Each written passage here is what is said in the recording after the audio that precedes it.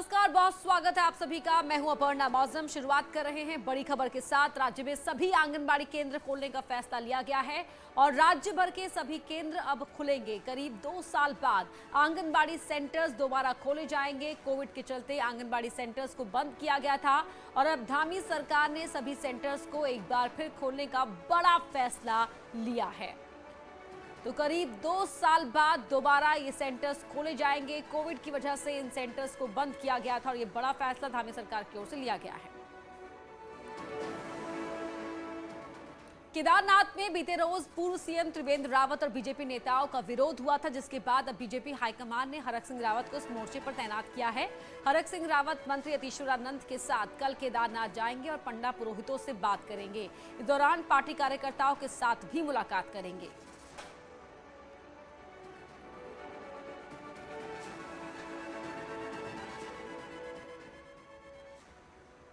Cabinet मंत्री हरक सिंह रावत ने केदारनाथ में पूर्व सीएम त्रिवेंद्र सिंह रावत के विरोध पर कहा कि दोनों ही पक्षों से गलती हुई है। ऐसे समय में त्रिवेंद्र सिंह को वहां नहीं जाना चाहिए था। दूसरी ओर तीर्थ पुरोहितों को भी अपने घर आए मेहमान का अपमान नहीं करना चाहिए था।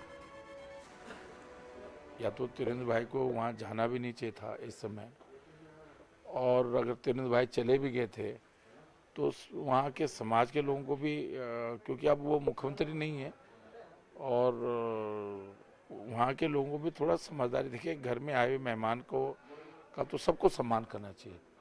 अपनी बात कहना अलग चीज़ है। आप उनसे कहते हैं कि भाई आपने मुख्यमंत्री रहते हुए हमारे साथ अन्याय किया, वो कर रहा है। केदारनाथ धाम में लगातार नेताओं के आने का सिलसिला जारी है। आज पंजाब के मुख्यमंत्री चरणजीत चन्नी केदारनाथ पहुंचे और उनके साथ पंजाब कांग्रेस अध्यक्ष नवजोत सिंह सिद्धू भी थे। पंजाब से आए नेताओं ने भगवान केदारनाथ के दर्शन किए। उनके साथ में पंजाब कांग्रेस के साथ ही उत्तराखंड कांग्रेस के नेता भी शामिल थे। इससे पहले चन्नी और सिद्धू ने देहरादून में वरिष्ठ नेता हरीश रावत से मुलाकात की और उनके घर जाकर ये मुलाकात की थी।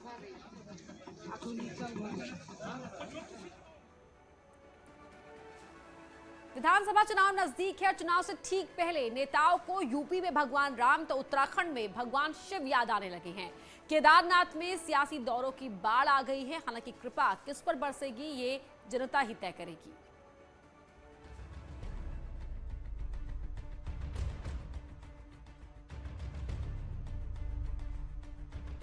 5 नवंबर को प्रधानमंत्री मोदी केदारनाथ पहुंच रहे हैं। बतौर प्रधानमंत्री केदारनाथ का ये उनका 5वां दौरा है। पीएम केदारनाथ में जब आदिगुरु शंकराचार्य की मूर्ति का अनावरण कर रहे होंगे, तब प्रदेश बीजेपी के करीब करीब सभी बड़े नेता अलग अलग शिवालयों में मत्था टेक रहे होंगे। ऐसे में भला कांग्रेस चुप कैसे रहती? कांग्रेसी भी इसी दिन शिवालयों में जलाभिषेक करने जा रहे हैं।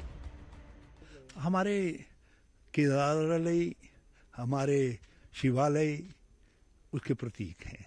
केदार का अंश हमारे शिवालयों में है और हम 5 तारीख को हमने पहले से निर्धारित कर रखा है कि मोदी सरकार को सद्बुद्धि आए और जो काम वहाँ नहीं हो पाए थे, जो आज भी नहीं हुए हैं, जो काम होने उस समय धन जितना था हमारे पास उससे हमने बनाया, लेकिन उससे काम आगे कुछ भी नहीं बढ़ा। जो बुनियादी काम हैं वहाँ अभी कुछ छूटे हुए। कांग्रेस का ये बदला हुआ रुख बीजेपी को रास नहीं आ रहा। बीजेपी साफ कह रही है कि कांग्रेस को देर से ही सही, लेकिन आस्था की बात समझ में आ गई। अच्छी बात है, भगवान केदार के द्वार पे सबको जाने का भाव होना चाहिए और मैं तो बधाई देना चाहता हूं कांग्रेस के मित्रों को। बहुत साल के बाद उनको इस प्रकार एक आस्था जागी है उनकी, वरना वो तो ऐसे लोग थे जिन्होंने राम को ही नकार दिया था कि राम इस देश में हुए ही नहीं। आज कम से कम इस बड़ा भाव तो उनमें जागृत हो रहा है, इसके लिए उन सबको मैं अच्छा बधाई देता हूं। चुनाव आए तो भगवान भी याद आ गए। बीजेपी हो या कांग्रेस, दोनों ही भगवान भरोसे दिख रहे हैं। ये अलग बात है कि जिन शिवालयों में नेता आशीर्वाद देने जाएंगे, उन शिवालयों की बीते सालों में किसी ने सुध तक नहीं ली। न्यूज़ 18 के लिए देहरादून से सुनील प्रभात की रिपोर्ट। वहीं प्रधानमंत्री मोदी 5 नवंबर को केदारनाथ आ रहे हैं और अब इसे लेकर चमोली प्रशासन भी तैयारियों में लगा हुआ है। पीएम के केदारनाथ पहुंचने पर बद्रीनाथ धाम में भी भव्य आरती होगी। साथ ही आदिगुरु शंकराचार्य के पौराणिक मठ और कल्प वृक्ष पर भी आरती होगी। जिस समय पीएम मोदी केदारनाथ में आरती करेंगे, उसी वक्त ज्योतिर्मठ और बद्रीनाथ धाम में आरती की जाएगी। दोनों ही जगहों से आरती के लाइव टेलीकास्ट की भी तैयारी हो रही है।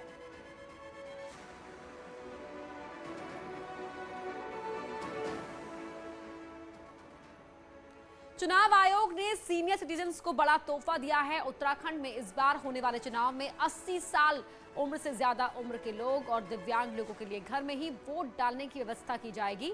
उत्तराखंड में ऐसे लोगों की संख्या करीब 1,86,000 से ज्यादा है। वोटरों को इसके लिए आवेदन करना होगा।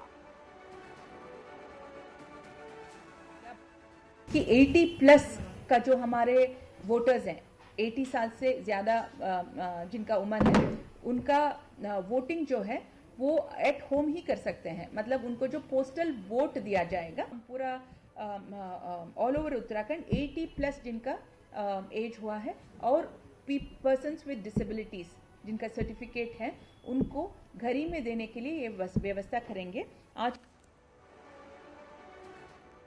धनतेरस पर नेताओं की गिफ्ट वाली राजनीति भी खूब देखने को मिली। 2022 में विधानसभा पहुंचने का ख्वाब देख रहे कुछ नेता इन गिफ्ट्स के लिए कहीं अपनी जेब ढीली करते दिखे तो कुछ सरकारी खर्चे से गिफ्ट बांट रहे हैं।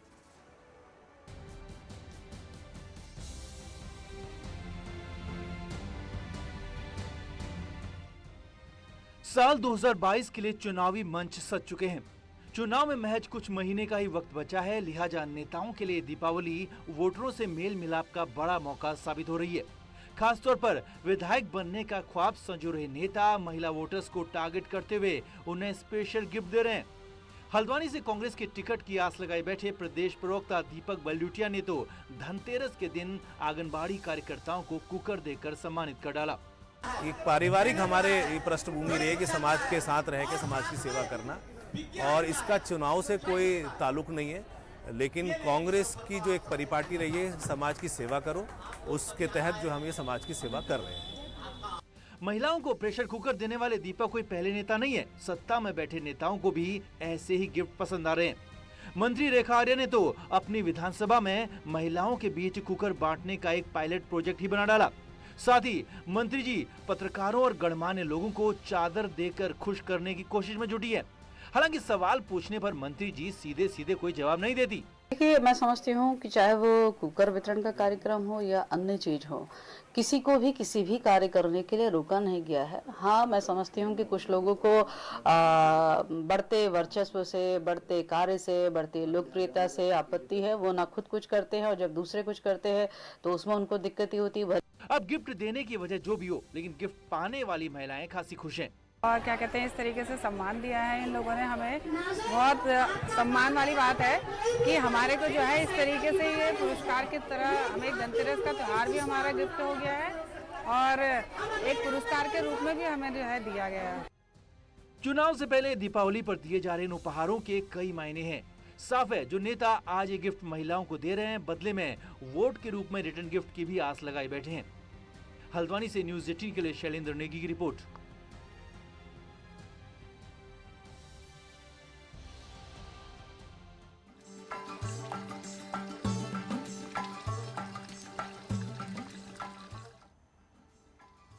और अब बात धनतेरस की।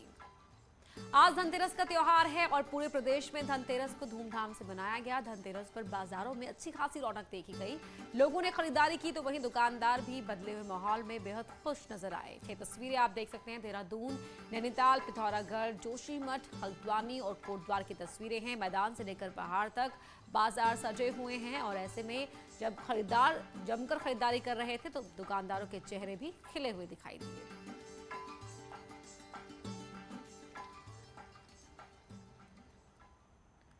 धनतेरस पर बाजार गुलजार हैं। देहरादून में सराफा बाजार से लेकर लक्ष्मी गणेश की मूर्ति की खरीदारी करने के लिए लोगों की भीड़ बाजारों में हर तरफ ही देखने को मिल रही है। पिछले 2 साल से कोरोना के चलते त्योहार की रौनक फीकी रही, लेकिन इस दीपावली पर दुकानदार भी काफी खुश नजर आ रहे हैं।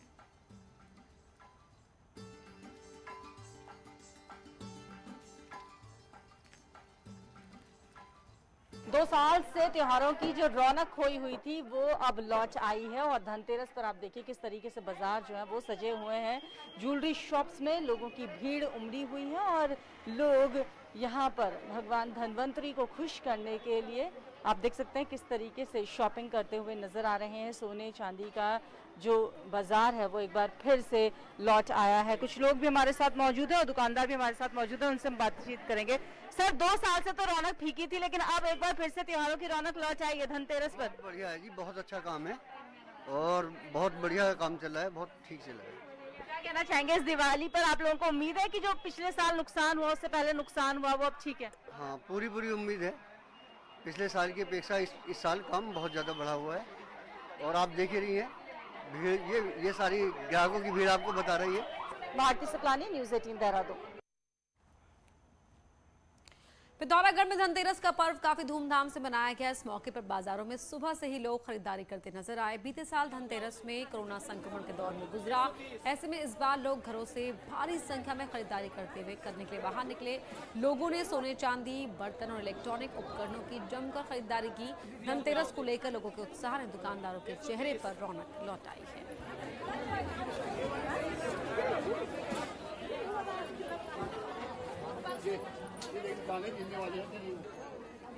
आज के दिन बर्तन खरीदना हमारे यहाँ शुभ माना जाता है। सोना भी खरीदते हैं, चांदी भी खरीदते हैं और हमारे यहाँ एप्पल भी खरीदा जाता है, बनाए भी जाते हैं और जो आजकल मार्केट में मिलते हैं उनको भी हम ले जाते हैं। पहाड़ों में भी धनतेरस की त्योहार की धूम दिखाई दे रही है। चमोली में सभी बाजार सजे हुए हैं। रंग बिरंगी लाइट माला बाजारों की रौनक बढ़ा रहे हैं, लेकिन बाजारों में महंगाई का असर भी देखा जा रहा है। लोग खरीदारी करने पहुंच रहे हैं। धनतेरस के दिन महिलाओं ने बाजार में पहुंचकर जमकर खरीदारी की। बर्तन, सोने के आभूषणों की खरीदारी की।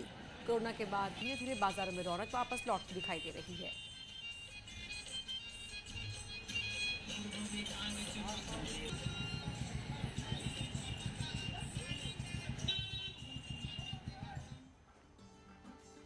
कुमाऊं के सबसे बड़े बाजार हल्द्वानी में धनतेरस के मौके पर खूब रौनक देखने को मिली। लोग बड़ी संख्या में खरीदारी करने के लिए मार्केट पहुंचे।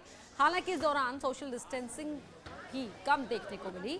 कोविड की दूसरी लहर के बाद ये पहला मौका रहा जब बाजार में खरीदारों की इतनी भीड़ नजर आई, जिससे दुकानदारों के भी चेहरे खिले हुए दिखे।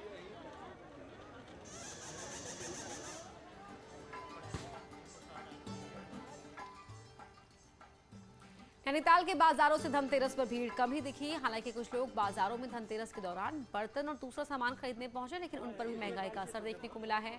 महंगा सामान होने के चलते ग्राहकों ने यहां खरीदारी कम ही की। दुकानदार थोड़े से मायूस नजर आए।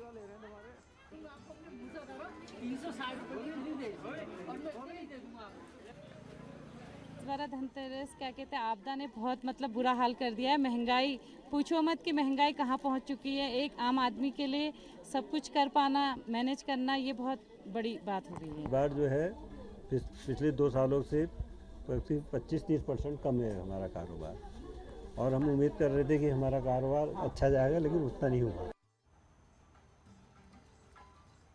धनतेरस पर लंबे समय के बाद बाजारों में रौनक देखने को मिली। कोटद्वार के सबसे बड़े झंडा चौक बाजार में सुबह से ही खरीदारों की भीड़ जुटना शुरू हो गई।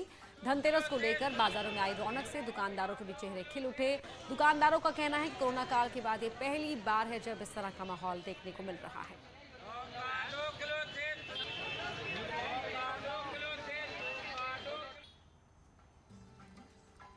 दीपावली के लिए बद्रीनाथ धाम को भी सजाया गया है। करीब 7 क्विंटल फूलों की रंग बिरंगी मालाओं से बद्री विशाल के धाम को संवारा गया है।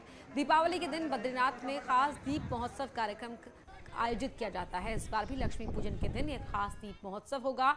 इस दौरान बद्री धाम में घी के दिए जलाए जाएंगे। वहीं दीपावली के दिन राज्यपाल गुरमीत सिंह भी बद्रीनाथ धाम पहुंचेंगे और बद्री विशाल के दर्शन करेंगे।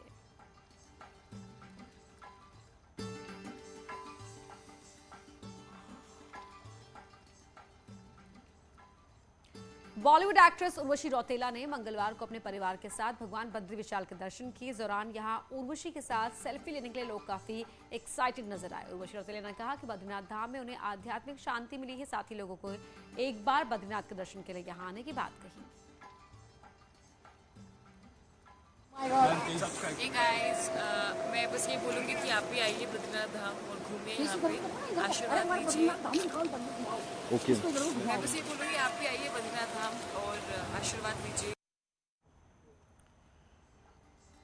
आंगनबाड़ी वर्कर्स को सीएम का तोहफा, मानदेय बढ़ाने की मांग आंगनबाड़ी वर्कर्स की पूरी कर ली गई है। आंगनबाड़ी कार्यकर्ताओं को 1800 रुपए मिलेंगे, मिनी कार्यकर्ताओं को 1500 और सहायिकाओं को 1800 का इजाफा किया गया है। तो मानदेय बढ़ाने की मांग आंगनबाड़ी कार्यकर्ता काफी लंबे समय से कर रहे थे। उस मांग को सरकार ने सुन लिया है, सरकार ने पूरी करने का फैसला लिया है और मानदेय बढ़ाया जाएगा। ये फैसला धामी सरकार की ओर से लिया गया है।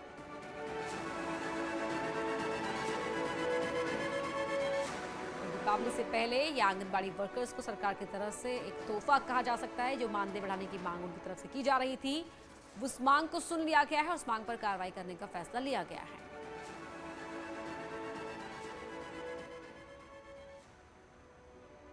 और अब बात करते हैं अयोध्या की दीपावली की। अयोध्या में दीपोत्सव से पहले लेजर शो को लेकर जबरदस्त उत्साह देखा जा रहा है।